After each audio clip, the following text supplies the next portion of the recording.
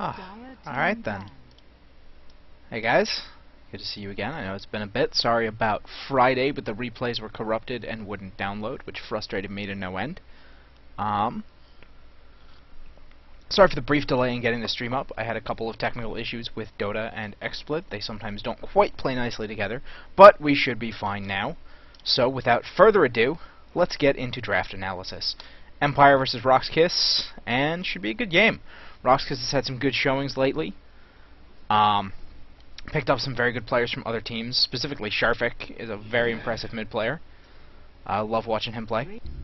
So we'll see how they do against Empire, though. Has consistently been one of the best teams in Dota 2 since their inception, when they pretty much stormed the scene, stomped the crap out of everyone, had some ridiculous winning streak, and now are still one of the top teams in Dota. Nyx and Wisp banned out very quickly, no surprise. Especially as Empire is a very aggressive team, giving them Wisp is the last thing you want to do. We've seen some Wisp giveaways recently in my casts, and it always just blows my mind when teams give that hero away right now. I think he's just too strong. Needs... well, see, I don't know exactly how you'd nerf him. You could lower the damage on Spirits, you could lower maybe the range on Tether, maybe give him a couple fewer seconds when he's relocating somewhere. But the problem isn't that... I don't think the problem is specifically that the Puck ban, by the way, is interesting. It'll let Empire take Keeper of the Light and deny Puck to Sharfik, a hero he's particularly good with. But I think Wisp isn't necessarily just the be-all, end-all hero. It's just there's enough heroes that are stupidly good when paired with Wisp, like the combo is super good, that you can't ban them all out, so you just ban the Wisp. Now, that's not to say he's, like, not an amazing support, but I think if you removed those few combos, or if the combos weren't as effective, he wouldn't be more popular than Keeper of the Light.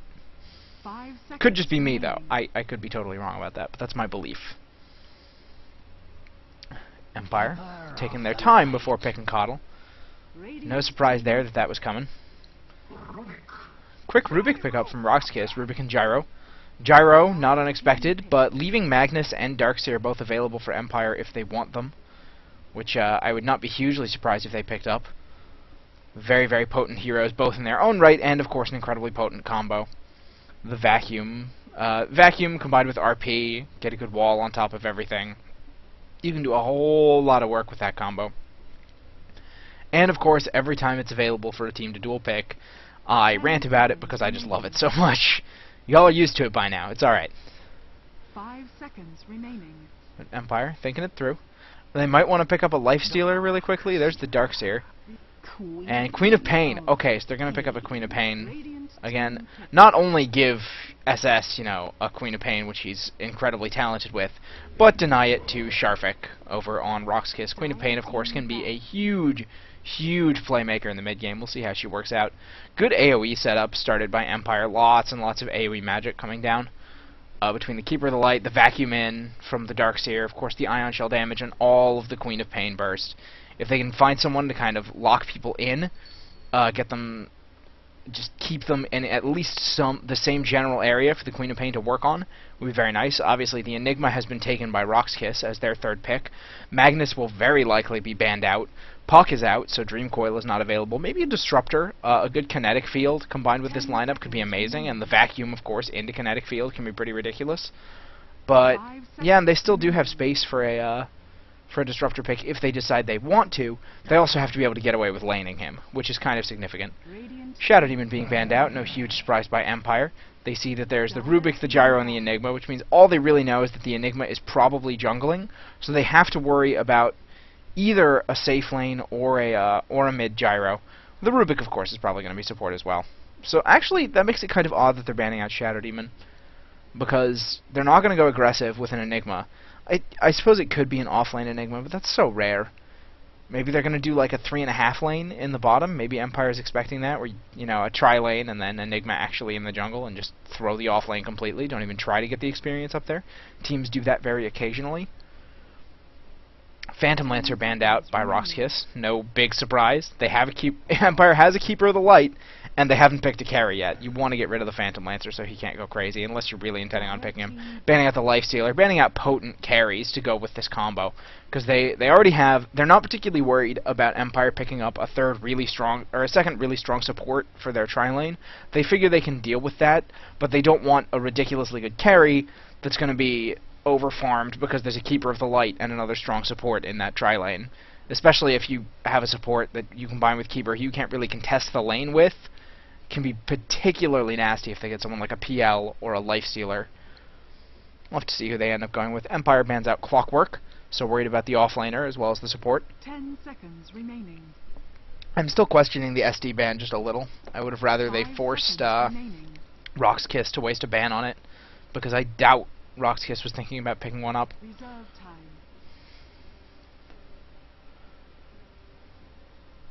Empire taking their time with their last ban. I would ban out a potent mid. I would ban out a Storm Spirit right here if I was Empire, because you have to be worried about Storm Spirit. He can really mess up Queen of Pain. He can mess up Darkseer because the electric vortex is such a long disable, and he can come out of nowhere. And he's also very adept at catching a Queen of Pain because of the zip. So the blink away doesn't really do a lot. You could also ban out Silencer, I suppose. You don't want to have to deal with the silence when you're focused on a mobile sort of lineup like Darkseer and Queen of Pain. Between the Surge and the Blink, any silences, like longer silences, will shut them down pretty hard. Undying going to be banned out, meaning their Empire not wanting to deal with a try versus try situation. And Shadow Fiend banned out by RoX.KIS. Weird. They have a Queen... I mean... I don't totally agree with that. I've seen Shadow Fiend used a couple times recently, and he still has the exact same weakness he always does, which is regardless of what lane you throw him in, he's incredibly, incredibly vulnerable to ganks. Empire picks up Bane as their second tri-lane support, so two of the absolute best tri-lane supports in the game, and particularly good at logging down the anti-mage, which is why it kind of confuses me that RoX.KIS kind of immediately picked the anti-mage after the Bane. Maybe they knew they wanted to pick the anti-mage no matter what, but seeing the Bane pick would have given me at least a little bit of pause if my plan was anti-mage. So now we need a carry for Empire that's going to be able to go up against that anti-mage or take the game early, one of the two. I'm trying to think who in particular they could grab right here. The PL's banned out, the Lifestealer's banned out, the Anti-Mage is picked, the Gyrocopter is picked, so they are going to be tri-lining the Gyrocopter, or the Anti-Mage, and putting the Gyrocopter mid, most likely. I'm trying to... They could get a... Oh, I was going to say they could get a Faithless Void, but a Luna, very powerful as well. Maybe they want to go aggressive tri-lane with this, goes for some very early push. Because the Luna damage, when you combine with the Bane and the Coddle, the Bane will be able to take people out of the fight so effectively, and the Coddle will be able to push down the wave. And when you combine that with all of Luna's auto-attack damage, an aggressive tri-lane could actually be pretty effective coming out of Empire, especially when you also have the Bane and Feeble, so that not only do you deal a ton more damage, but they deal a ton less damage if you get that off on someone significant. But I guess they were right about being worried for there being too many, not enough supports already on RoX.KIS, because it looks like they did in fact pick up a final support.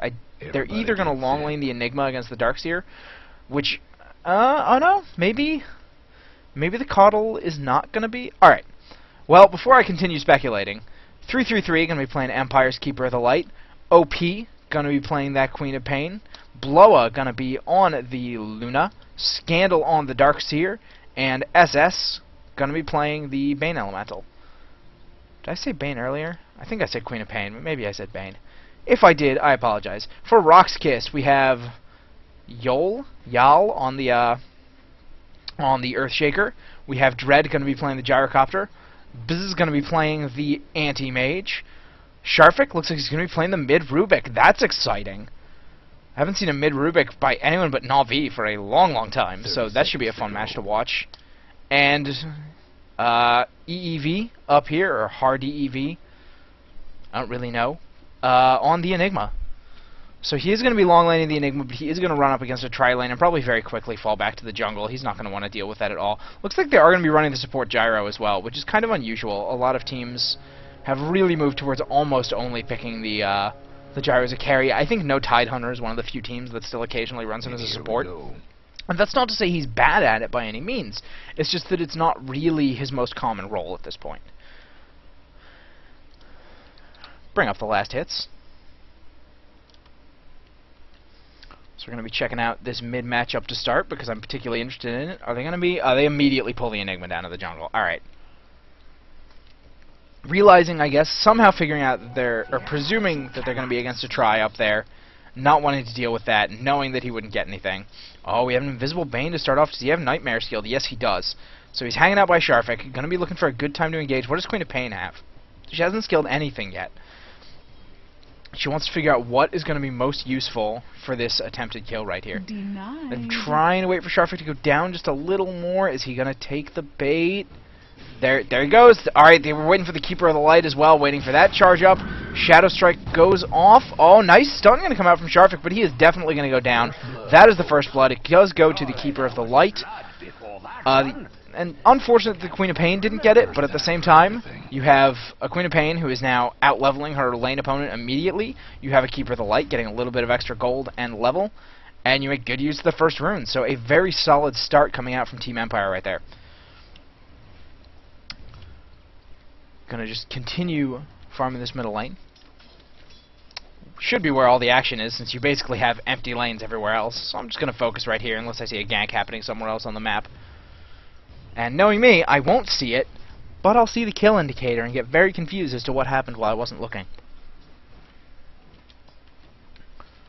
It's just, oh man, it's pretty difficult for Rubik to mid ever since the nerf to Fade Bolt, just because the hero damage reduction was nerfed down, so it's not nearly as potent at early levels.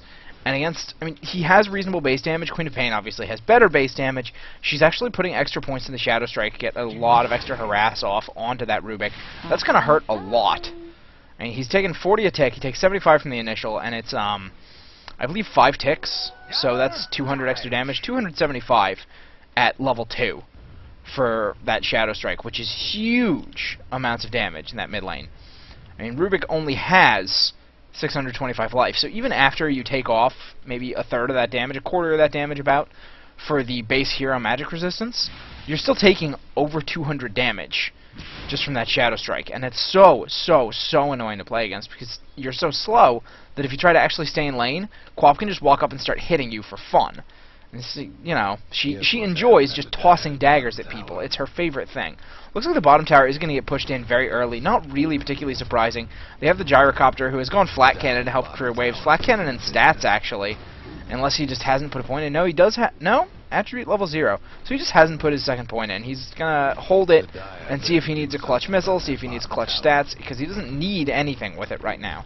So just going to... There goes the fort. Alright, are they going to try to defend this? I don't think they're going to get there in time. Their Empire is coming in with some smoke, but it's just not going to be anywhere near quick enough. Enigma going to get the last hit on that tower, and that's a nice early start right there for RoX.KIS. Get this Anti-Mage some early farm, get him going. Very, very nice. Oh, they're going to have the Coddle try. Oh, blinking in on the... is the Anti-Mage onto the Coddle. Missile is going in, so Gyro did decide to skill Missile, get himself one of the least reliable stuns in the game, but put some damage out. And now Dread taking a whole lot of damage from that tower. Significant. Looks like SS and Coddle are going to just hang out down here and try to defend this tower, prevent Anti-Mage from getting a second free tower, which is probably the best use of their time, considering Luna doesn't need them up here. Bloa will farm him just fine on his own. Bloa, of course, being Blow Your Brain, for those of you who didn't figure that one out. Oh, Queen of Pain going to go right in on Sharfik. Quick Shadow Strike, Scream Pain already out. There's pretty much no way he's going to live through this. He's going to tick to death, unless he can somehow... Nope. He didn't have a bottle to try and sit between those ticks, which, by the way, a way you can get away with, you know, living when you really shouldn't. You'll get about, like, 80 to 100 hit points, depending on how quickly you sip the bottle after each tick, because it's only ticking on a 3-second interval, and the bottle takes 3 seconds to, 3 seconds to do its full restore. Oh, SS getting stunned out and now getting hit here by the Anti-Mage. He does not have enough mana for any spells. Coddle Nuke is going to go out, but it's going to miss the Anti-Mage, which is significant. SS going to go down, give Biz a little bit more damage, and he's just going to fall back. Says, magic thyself out of that. And he couldn't, because he didn't have mana. If you know, he probably could have magicked himself out of that if he had had some mana, but no mana, man. The Anti-Mage. He ruins all the fun of casting spells because he just hates magic that much. Ruins it for everyone else. Nice little dodge right there by OP. If you didn't notice, he very quickly... Oh, he's going to go in again. The slow is down. He's going to get the kill. Does he have another tick coming out? The bottle charges. Try to get there. Oh, now he gets stuck on the one side. It looks like Enigma's going to come in and try to get something done. He does have enough mana for a blink, so he can get out back on the other side if he wants to. Just try to dodge past that Enigma, not get caught. Is he going to try and catch him? No. He's going to shift around, look around. Queen of Pain is going to be fine. Nice little dive right there. But really quickly, what I was trying to highlight, he had the 3 illusions. The initial Fade Bolt hit the one in the middle, so he as quickly as possible separated his hero to the left. And since Fade Bolt bounces to the closest target, it bounced over through the creep wave, and it got to the last creep that was like right here, and he was out of range, so he didn't take the negative damage from the Fade Bolt. Really excellent heads-up play. Luna taking that top tower, completely uncontested. Has already gone phase boots, so it doesn't feel like he needs the tranquils that everyone else tends to favor because he's not being contested in lane at all. He feels perfectly comfortable going for the higher mobility, higher damage, and yet because he doesn't need to deal with the harass that the tranquils would help him negate. Already has a Ring of Basilisk, so that'll be an Aquila as soon as he brings it out to himself, since he has the Wraith Band ready. Queen of Pain picking up a DD. She's going to be fighting this Enigma, it looks like. Oh, the fish are just not quite in the right spot. She is in a little bit of trouble, though. She has 3 heroes here and no backup diving that tower for her. Come on, OP, you going to make it out? Alright, looks like he's going to make it. Doesn't have a TP, so he's just going to have to try and do some crafty blinking around the jungle. Get something done. I wonder if he can sneakily take that courier. Oh, there it is! Oh, you didn't... Aw, take a swing, man. You have DD. You could have killed it in 2 hits. Is he going to try and go back in on people? Looks like the entire RoX.KIS team is hanging out here waiting for him to engage. But he could put a lot of damage out. He does manage to dodge the AoE from the Earthshaker Stomp, but takes a quick Malefice, and now just has to get away because he has a missile chasing him. SS here to back him up. Maybe get that missile a little bit hurt, but no, it's just going to go in and smack him. Not a whole lot of damage coming out, though. I believe it is only level 1. Yeah, you don't level missile past 1. The stun only levels by 0.2 of a second every level, and the damage is not what you level missile for at all. And again, it's one of the most unreliable stuns in the game. So while it can be useful, it's certainly not something you want to prioritize dumping a lot of points in, except in some very extreme and specific situations. Biz is continuing to farm up this bottom lane. 44 and 18 against a 57 and 18 Luna, so Blow definitely getting the better of the creep farm for now. We'll have to see what Biz decides to go for. It looks like he is going to be going for a Battle Fury, try and just get his farm going as quickly as is humanly possible. How are we doing? We have a little over 2,000 XP advantage for Empire. That's actually kind of significant. A little over 1,500 gold advantage as well. It looks like Sharfik is going to go down again. Yes, he dies to the Queen of Pain auto attack. Combined with those ticks, the Earthshaker Fisher is not enough to save him. And OP is really, really getting a lot done for his team. He's already got his treads ready. He's got a bottle. He's got an All Talisman to give him a little bit more pool so he can be more stable when he's running around for those ganks. And he's actually skipped his Sonic Wave, which is kind of interesting, but I guess he did it because he didn't have enough mana to support it out there, and he was kind of letting his supports control runes for him, so he couldn't get away with relying on bottle fills because they were roaming the map and using those runes to get kills. So I guess he didn't trust himself to ever have the pool for an entire combo. Hopefully he'll pick that up soon. Maybe he'll just keep trying to dominate Sharfik. He's got now 2 levels on him, I believe. What did he get there? Did he get Blink? Because that's pretty much... Yeah, that's exactly what Rubik wants from a Queen of Pain, is that Blink. Because Rubik's a hero that you can buy a Blink Dagger on, and it's incredibly useful because he's so positioning reliant. So just being able to steal a Blink is pretty darn awesome for any Rubik player. But, I mean, he's still behind. He's still level 6 with not even any boots. Maybe he has those coming out on Courier right now. Yes, he does. Brown boots coming out, but he's still going to be really, really careful about this Queen of Pain because of just how much damage she can pour out so quickly. There's not a lot he can do if he gets gone on. At least he has the Blink now to try to get away. But when you combine it with the slow from the Shadow Strike and how long that lasts, I'm not sure he's going to be able to get away even with the Blink. Quick Blink out to avoid taking the Fade Bolt right there from OP. He's really good at dodging those Fade Bolts. Look like we have some engagement down here on a 3-3 on that Coddle, but Biz is just going to back off. Knows he doesn't want to chase quite all the way up to that tower. Doesn't feel too comfortable. Wants that extra gold from killing the Coddle, and at least wants him out of his lane, but not willing to dive him far enough that he's going to get TP'd on by a Queen of Pain, who can then chase him down. His Blink is same level as hers. Did she level it up again? No, she's still level 8. So He might be able to catch her simply by virtue of the slow. Looks like we have a Nightmare onto Rubik, and oh, quickly popping off the Queen of Pain blink. No Fiend Script yet on the Bane. He is only level 4, so he wasn't able to secure that kill. Quite unfortunate for Empire right there. But then again, they don't really need any more help right now. They're already in a strong position. They don't have quite as good late game as RoX.KIS, but they have a much more aggressive mid-game sort of lineup, and they can get a whole lot of pushing done thanks to both the Keeper of the Light and the Luna in particular. I mean, not talking about creep clearing with the Luna. The Keeper and the Quap can take care of all the creep clearing they want to. And Luna's damage aura that she's already got at level 3, so that's 30 extra damage to every hero in range. That can be so huge when you're trying to push towers. 30 extra damage on every hero is 150 extra damage for every cycle of auto attacks you get from your entire team. And just put it in that context. And towers, you know, 1300 HP. The armor is significant. The 18 armor, that'll be like I think a 60% reduction. But I could be wrong. Oh, I hear a Luna ult going off. Picks off Earthshaker in the back. He's gonna not get stunned out because the homing missile just takes too long. They tried so hard to telekinesis him. Did he get tellied somewhere? Where did he port to? I think he just ported back up to the top lane, get himself farmed.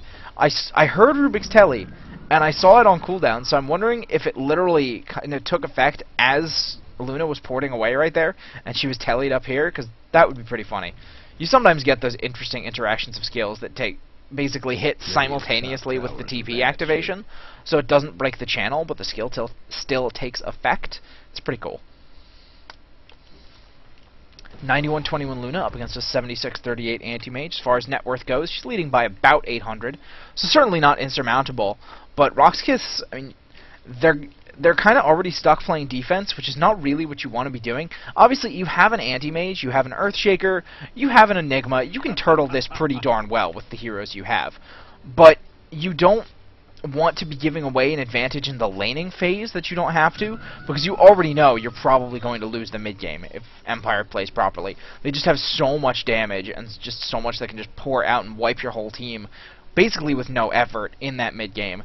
And in the later game, when the control from the Enigma becomes a lot more significant, when the control from the Earthshaker becomes more significant, and also, of course, once they both have their Blink Daggers and can get some work done with those, that's when you'll start saying, okay, RoX.KIS just has this, but if Empire really gets their push on, really capitalizes on the laning advantage they've managed to build up over time, RoX.KIS is going to have a tough time in the mid-game. It looks like they're going in onto the Bane Elemental right here. He gets a quick sap up onto Bzz, and oh, he does go down just to the auto attacks. A little over-aggressive coming out. Does he have a Vacuum Scandal? Do you know? He doesn't have the mana for it. Oh, so unfortunate. Queen of Pain wasting her Sonic Wave. Trying very hard to pop off the Earthshaker before he could TP away, but didn't quite get it off in time. Got stuck in the trees when she blinked in. I think she kind of got a little confused when she blinked into the trees and was not quite ready for that, so she was a little delayed throwing out the Sonic Wave. Otherwise, I think she might have gotten him. Regardless, Sharvik now hanging out, has the level 4 Scream of Pain, so another nice big nuke on Rubik. Not the best nuke to grab on Rubik, simply because, oh, there's the telekinesis. He's going to try and, he does get just in time to get that Scream of Pain going out onto OP. So OP is just going to back up, get himself out of here. But, I mean, well, it's really nice to have a second nuke on Rubik, because he's already such a powerful hero, and adding more nuke damage to him only makes him better, obviously. Scream of Pain is a very positioning-reliant nuke, which is why Queen of Pain is fine with that, because she has blinked and a lot of mobility to get herself around. Until you have, and speaking of, really quickly, Luna taking down the bottom tower. Push coming out, lots of extra damage, already level 4 in the aura, 38 damage for every hero around. But basically, because the Queen of Pain has the blink, she's totally okay with a positioning-reliant nuke. The Rubik, until he has a push stick or a blink dagger, it's much less useful. We do have a Fiend Script going out on the Earthshaker. Is anyone going to come save him? Anti-Mage burns his Mana Void to try and prevent this kill from happening, but it looks like it's not quite going to be enough. The Luna ult is popped. Damage coming out now onto the Enigma. He goes down as well. So the Enigma coming in to try to save the... Oh, I didn't even see the Anti-Mage get killed in back. That's so big. They can probably push this bottom tower very easily now with this Luna aura. And just very quickly clear through the creeps. They have level 2 in the glaives, and they have the Ion Shell coming out. So damage, they might not quite be able to get this quick enough, but it's a lot of damage. They have a good 10 seconds until Enigma comes up. I think they can do it, especially because Earthshaker isn't even level 6 yet. He doesn't have the ult, much less the blink. So yeah, look at this pressure that's coming out. We already have, oh my god, over a 7,500 gold advantage for Empire and over a 7,500 experience and over 5,000 gold. They're doing exactly what they need to. They won the laning phase, so they knew they were ahead. Now they're just pushing, you know, putting a lot of mid-game pressure on. Oh, Sharvik, you're in so much trouble, buddy. That is a Queen of Pain who just wants you so bad, but she doesn't have any mana left. She pops just enough to get herself a, looks like a blink and a scream. Is she going to get close enough yet? Bane comes in. Bane says, I don't need no stinking Queen of Pain. I got brain sap, buddy. He's going to be chased down by a homing missile, but he has Luna waiting right there. Oh, for a second I thought I saw a DD on her, but it was just a phase boots effect. And there's the stun hitting onto Bane, and there's... Alright, stun's going to hit onto Luna. Rocket Barrage is going to go off, but it is only level 3, not as much damage as it could be doing. Lots of return damage coming out, and Gyro just pops. Enigma got stunned, or, excuse me, nightmared while he was trying to go in for a black hole, I believe. He hasn't actually dropped it yet. He's just running. He had, like, a good opportunity to try and catch it. And basically, you only need to catch the Bane and the Luna, and you can get that whole black hole off just with impunity, but he just didn't go in, and GG! No, that has to be... Are you serious? I mean, okay, it looks very bleak. I mean, the XP advantage is... Okay, the XP advantage is darn huge, but I think they could have at least held in that team fight if Enigma had just been willing to black hole. I don't think he cast black hole once in that entire game. Basically, RoX.KIS got beaten so hard in the laning phase and took so much pressure going straight into that mid game, they never had a chance to really get off any of their teamfight abilities. And I mean, on the one hand, I understand noticing that you're very behind, but I'm really not a fan of any team, no matter how far behind you feel or how far behind you numerically are, conceding before you've had a proper team fight and really cast any of your big team fight spells. Oh man. Well, alright. I guess just gonna move on. I'll take the stream down real quick. That's unfortunate. I was expecting a much better game out of this. RoX.KIS is very good. Hopefully the next couple of games will be more of a pleasure to watch. I mean, there were some fun times, but this was not exactly what I signed up for with this series. Alright, going down, coming back up, moving right on.